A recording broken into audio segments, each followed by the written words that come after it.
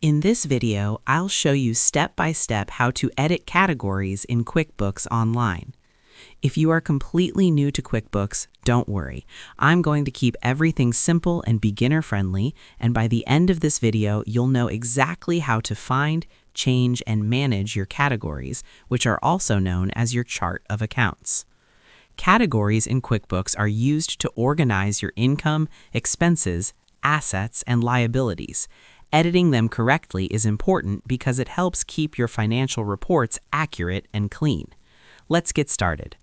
First, log in to your QuickBooks Online account using your web browser. Once you're on the dashboard, look at the menu on the left-hand side of the screen. This is where you'll find most of the important tools. From the left menu, click on Accounting. In some versions, you may see Transactions and then Chart of Accounts. Click on Chart of Accounts. This page shows all the categories your business uses, such as income, expenses, bank accounts, and more. Now you'll see a list of accounts or categories. Each row represents one category. To edit a category, find the one you want to change. You can scroll through the list or use the search bar at the top to quickly find it by name. Once you find the category you want to edit, go to the right side of that row. You will see a small drop-down arrow in the Action column. Click that drop-down arrow, then click Edit. A new window will open with the category details. Here, you can change several things. First is the name. This is the category name that appears in your reports. You can rename it if you want something clearer or more accurate. Next is the account type.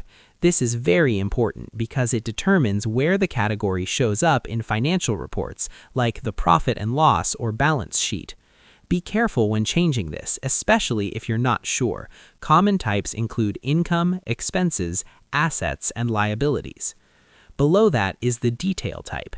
This gives QuickBooks more specific information about what the category is for, such as office expenses, advertising, or utilities. You can adjust this if the current detail type does not match your business use.